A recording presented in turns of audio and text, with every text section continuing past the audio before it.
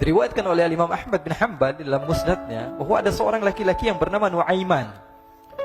Ini Nuaiman, di kehidupan Rasulullah SAW ada orang yang seperti itu gitu. Orang yang sering minum minuman keras. Rasulullah SAW marah, murka. Rasulullah kalau yang berhubungan dengan Rasulullah tidak marah. Tapi kalau sudah berhubungan dengan agama, Rasulullah SAW adalah orang yang paling marah, orang yang paling istiqamah dalam kebenaran. Maka Rasulullah panggil Nuaiman, apa yang kau lakukan? Dia katakan, aku minum minuman keras ya Rasulullah. Rasulullah cambuk dia. Kemudian dia bertobat kepada Allah. Kemudian ketahuan lagi minum. Kemudian dicambuk lagi oleh Rasulullah SAW. Sehingga sebagian sahabat memukul dia dengan pukulan yang banyak. Sehingga apa yang berlaku? Sebagian sahabat mengatakan, la'natullahi ala Nuaiman. Semoga Allah melaknat Nuaiman. Dia mempermainkan Rasulullah. Dia bilang sudah mau taubat tapi minum lagi. Dia bilang sudah mau taubat tapi minum lagi. Maka Rasulullah SAW mengatakan, la tal'anuh fa innahu yuhibbullaha wa rasulah. Kata Rasulullah, jangan kamu laknat Nuaiman, karena dia itu cinta sama Allah, cinta sama Rasulnya. Dalam riwayat dia dicintai Allah dan dicintai oleh Rasulnya Muhammad sallallahu alaihi wasallam. Ibn Majah menceritakan bahwa Nuaiman ini pernah suatu waktu diajak oleh Sayyidina Abu Bakar pergi ke negeri Syam. Negeri Syam itu di mana? Seperti yang diceritakan tadi, antara daerah Suria, Lebanon, Yordania, kemudian Palestina. Daerah seperti itu. Umumnya orang Quraisy pada masa itu, mereka memiliki rihlah berdagang, membeli dagangan ke Syam, kemudian dijual lagi di kota Makkah. Ketika itu Rasulullah SAW didatangi Abu Bakar. Sayyidina Abu Bakar mengatakan kepada Rasulullah, ya Rasulullah, saya mau izin ya Rasulullah. Mau apa? Saya mau ajak dua sahabat kamu ini ikut berdagang ya Rasulullah. Siapa kata Rasul? Nuaiman.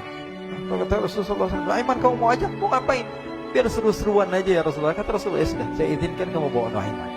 Ketika itu Sayyidina Abu Bakar membawa Nuaiman sama satu sahabat namanya Suwaibid ibn Harmalah. Siapa namanya? Suwaibid ibn Harmalah. Ini sahabat Rasulullah SAW yang memiliki sifat yang berbeda-beda. Kalau Nuaiman ini aneh. Pernah Rasulullah SAW dibawain makanan banyak, dikasih Rasulullah, dikasih sahabat semua. Semuanya sudah makan, tiba-tiba si Nuaiman ini, sahabat Nabi Nuaiman mengatakan kepada Rasulullah, ya Rasulullah, ini yang penjualnya, tolong kau yang bayar ya Rasulullah. Makanan udah habis. Makanan udah habis, Rasulullah SAW bingung, saya yang bayar. Akhirnya Rasulullah katakan kepada sahabat, ayo keluarkan uang, kita patungan, kita bayar. Rasulullah aja dimainin, apalagi kita orang. Sallu ala Nabi Muhammad. Nuaiman diajak Sayyidina Abu Bakar. Kata Rasulullah SAW, benar kamu mau ajak Nuaiman? Iya ya Rasulullah. Diajaklah. Diceritakan dalam riwayat Ibn Majah. Diceritakan juga dalam Siyar A'lam An-Nubala. Diceritakan juga dalam musnadnya Imam Ahmad bin Hanbal. Dalam riwayat Imam Ahmad bin Hanbal. Maka diceritakan Nuaiman diajak oleh Sayyidina Abu Bakar. Sesampainya di negeri Syam, semua dibagi tugas. Fulan bin Fulan kerjaannya ini, Fulan bin Fulan kerjaannya ini. Semua memiliki kerjaan. Nuaiman tanya, wahai Abu Bakar, kerjaannya saya apa wahai Abu Bakar? Kata Sayyidina Abu Bakar, kamu mau ngapain terserah kamu wahai Nuaiman. Yang penting kamu ikut saya kan. Kemudian satu di antara mereka namanya Suwaibid ibn Harmalah.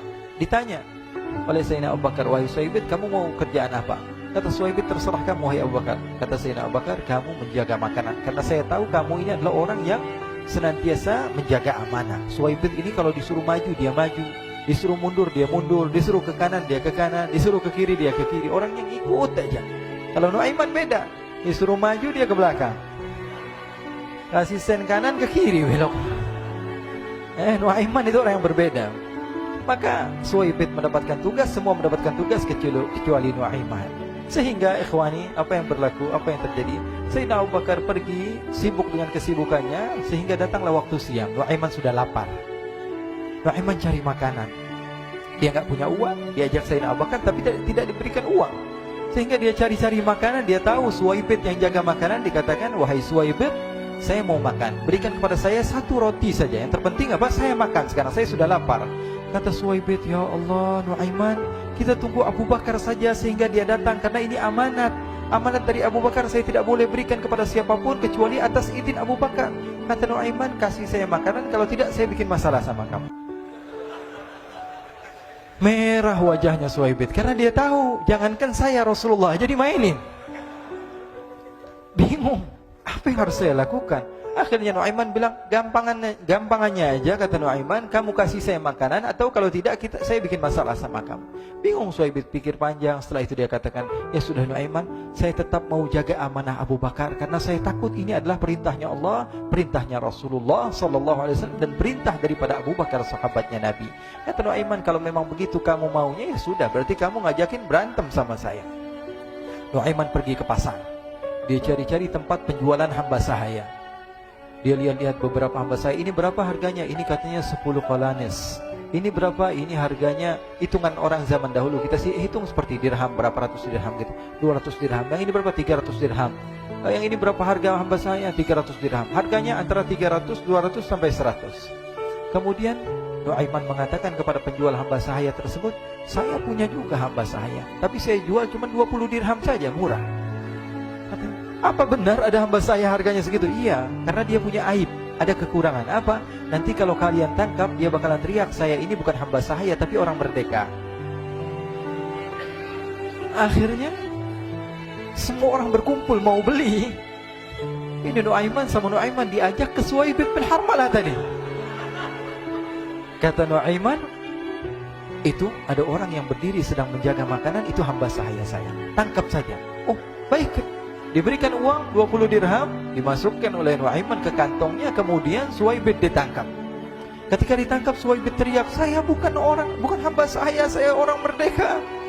Maka orang-orang tersebut mengatakan, saya sudah tahu kekurangan kamu. Ini memang kekurangan kamu, memang kamu, tapi saya tidak perlu dengan bacot kamu, yang penting kerjanya kamu gitu. Ya kan hamba saya untuk apa? Untuk kerja. Mau dia ngomong apa, mau ngomel, terserah, yang penting dia mau kerja. Akhirnya ditangkaplah Suhaib dan dijual di pasar. Nuaiman punya uang banyak ini. Dia beli makanan, dia beli minuman, dia beli hadiah buat Rasulullah. Dia beli macam-macam di negeri Syam ini. Waktu itu adalah superpower, adidaya Romawi. Pada masa itu semua barang mahal, tapi Nuaiman banyak uangnya. Dia belanja ini, belanja itu, sehingga Sayyidina Abu Bakar pun pulang. Ketika Sayyidina Abu Bakar pulang, Sayyidina Abu Bakar cari, mana ini Suhaib? Kita semua sudah lapar. Kata Nuaiman dengan mudahnya dia mengatakan, sudah saya jual wahai Abu Bakar. Maka Sayyidina Abu Bakar bertanya, apa yang kau lakukan wahai Nuaiman? Diceritakan oleh Nuaiman dengan jujur. Nuaiman ini orangnya apa adanya, tapi nyusahin. Saya jual. Akhirnya dibawa oleh Nuaiman, Sayyidina Abu Bakar pergi ke mana? Ke pasar. Lalu dibeli lagi oleh Sayyidina Abu Bakar As-Siddiq, Suhaib yang tadinya orang merdeka menjadi hamba sahaya sebentar, kemudian dibeli lagi oleh Sayyidina Abu Bakar. Pulang ke Madinah, kisah ini diceritakan di hadapan Rasulullah SAW. Maka perawi mengatakan, fadhahikan nabiyyu hatta badat nawajiduhu. Ketika diceritakan kisah Nuaiman tersebut dengan Suhaib, Rasulullah tertawa sejadi-jadinya, sehingga gigi geraham Rasulullah SAW nampak di wajah mata para sahabat. Sehingga perawi lain mengatakan, 1 tahun berlalu Rasulullah, setiap ada tamu yang datang pada Rasulullah akan ceritakan kisah Nuaiman menjual Suhaib tersebut. Jadi ada ikhwani, jangan kalian kira Rasulullah SAW itu hidup di satu masa sahabat-sahabatnya itu seperti ustadz-ustadz yang khusyuk, yang kayak Habib bin Anis ini banyak. Bahkan ikhwani, mungkin di akhir karena masanya sudah habis, pernah suatu waktu Rasulullah SAW didatangi asyraf, delegasi dari beberapa negara yang ingin mengenal apa itu agama Islam. Sehingga mereka datang ke rumah Rasulullah SAW membawa unta, kendaraan yang ketika itu kendaraan yang paling mahal mereka miliki. Itu untanya yang paling mewah. Diikat di depan rumah Rasulullah SAW. Tamunya pun masuk, duduk bersama Rasulullah SAW.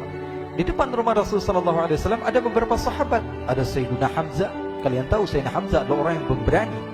Ada Sayyiduna Umar. Kalian tahu Sayyidina Umar adalah orang yang pemberani. Ada Sayyiduna Ali bin Abi Thalib.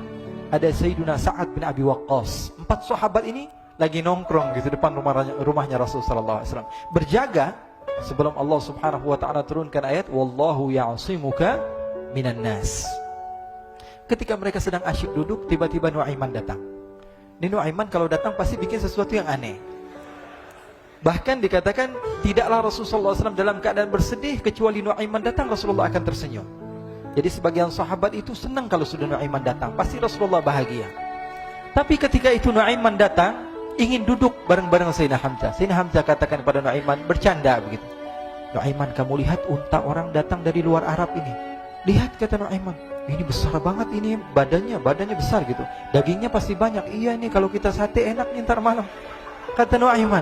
Kata Sayyidina Hamzah, apakah kamu berani? Kata Nuaiman, saya berani aja asal kalian gak bilang sama Rasulullah. Kata Sayyidina Hamzah, benar wahai Nuaiman, benar. Akhirnya Sayyidina Hamzah lupa masalah itu, cuma bercanda-bercanda saja. Sayyidina Hamzah lagi asik sama Sayyidina Umar, Sayyidina Ali. Tiba-tiba apa? Ternyata ketika dia melihat unta tersebut sudah pisah antara kepala sama badannya. Nuaiman mengatakan, wahai Hamzah, ini unta saya sudah potong, saya mau pergi sebentar. Kalau Rasulullah cari saya, tolong jangan beritahu di mana saya. Nanti kalau keadaan sudah aman, mari kita nyate bareng-barengan. Ini ada yang seperti itu di zaman Rasulullah SAW. Maka dia pun berlari dan berlari mencari satu tempat supaya Rasulullah SAW dia selamat daripada Rasulullah SAW. Sehingga Sayyidina Hamzah bingung, ini kalau Rasulullah keluar gimana? Ada Hamzah Asadullah, ada Ali bin Abi Thalib, ada Umar, gak bisa jaga kendaraannya, tamunya Rasulullah Sallallahu Alaihi Wasallam. Akhirnya benar apa yang terjadi, ikhwani. Rasulullah SAW tamunya mau pulang. Ketika dia buka pintu, tamu melihat apa? Untanya sudah begitu. Mereka teriak, wa naqatah, unta kami wahai Muhammad. Baru mau kenal Islam, unta kami, kendaraan kami sudah dibuang. Rasulullah SAW lihat Sayyidina Hamzah, lihat Sayyidina Ali. Mereka gak bisa ngomong, mereka hanya bilang apa? Nuaiman ya Rasulullah. Rasulullah perintahkan Sayyidina Umar, wahai Umar, sekarang kamu ambil uang, kemudian kamu gantikan, kemudian kamu berikan 2 kali lipat daripada harta unta ini, sehingga apa? Agama Islam tidak didengar dengan sesuatu yang tidak baik di luar sana. Akhirnya diberikan harta, diberikan unta yang baru dan diberikan harta yang lebih untuk orang tersebut, sehingga orang tersebut tidak menjelek-jelekan agama Islam. Kata Rasulullah SAW, dan sekarang waktunya kita balas dendam sama Nuaiman. Nuaiman ternyata berlari tempat yang jauh sampai hampir keluar dari kota Madinah. Dia dapatkan seorang sahabat Nabi yang hadir juga dalam peperangan Badar, namanya Al-Miqdad bin Al-Aswad. Siapa namanya? Al-Miqdad bin Al-Aswad ketika itu sedang menggali sumur. Ketika sedang menggali sumur, Nuaiman datang. Nuaiman katakan kepada Miqdad, wahai Miqdad, wahai sahabat Rasul, kamu orang yang hadir dalam peperangan Badar, kamu adalah orang yang hebat. Dipuji-puji sama Nuaiman. Ada maunya ini. Akhirnya dia bilang, wahai Miqdad, tolong saya. Kenapa wahai Nuaiman? Kamu ini kekasihnya Rasulullah, orang yang disayang sama Rasulullah. Kenapa? Saya ini sedang dikejar-kejar orang jahat. Tolong selamatkan saya. Saya pengen masuk ke dalam sumur, boleh atau tidak? Kata Miqdad, siapa yang mengejar kamu? Pokoknya saya dikejar sama orang-orang. Kamu mau atau tidak selamatkan saya? Ya sudah, selagi kamu itu adalah sahabat Nabi, silahkan kamu masuk. Masuk akhirnya Nuaiman ke dalam sumur tersebut. Lalu Nuaiman mengatakan, wahai Miqdad, dia keluar lagi. Nanti kalau ada yang cari saya, tolong jangan beritahu saya di dalam sumur ya. Kata Miqdad, baiklah. Kata Nuaiman, siapapun yang bertanya tentang saya, kamu tidak akan kasih tahu. Iya, kata. Walaupun Rasulullah yang tanya saya. Katanya, enggak mungkin Rasulullah datang ke tempat sejauh ini. Iya, walaupun Rasulullah. Akhirnya masuk Nuaiman. Setelah beberapa menit, Rasulullah dan rombongan benar datang. Miqdad bingung ini. Ini kenapa Rasulullah datang ke RW kami ini? Ada apa yang Rasulullah sampai sejauh ini? Ditanya, ya Rasulullah, ada apa ya Rasulullah? Kata Rasulullah, saya cari Nuaiman. Di mana Nuaiman? Inna lillah, kata Miqdad. Enggak dijawab ini Rasulullah. Kalau dijawab saya ingkar janji. Akhirnya apa dia katakan? Wahai Rasulullah, mata saya tidak memandang kepada Nuaiman, tapi tangannya nunjuk ke dalam sumur. Sahabat. Apa dia bilang? Mata saya tidak melihat kepada Nuaiman, tapi tangannya nunjuk ke sumur. Akhirnya dibuka sama Rasulullah, Nuaiman muncul. Kata Rasulullah, Nuaiman, kamu bikin malu saya, wahai Nuaiman. Ya Rasulullah, yang bersalah bukan saya, tapi orang yang mencari saya bersama kamu, ya Rasulullah. Akhirnya Rasulullah nengok siapa, ternyata Nuaiman sudah lari kabur. Sallu ala Nabi Muhammad. Kisah-kisah seperti ini sebenarnya banyak sekali, ya. Ini menunjukkan kepada kita bahwa kehidupan Rasulullah itu begitu indah. Rasulullah SAW, kalau kamu mau menjadi orang yang baik, contoh Rasulullah. Mau menjadi bapak yang baik, contoh Rasulullah. Mau menjadi pemimpin peperangan yang baik, Rasulullah. Mau menjadi murid yang terbaik, contoh Rasulullah. Bagaimana akhlak Rasulullah. Mau menjadi suami yang baik, contoh Rasulullah. Dalam segala hal, apapun itu Rasulullah SAW adalah makhluk yang paling terbaik.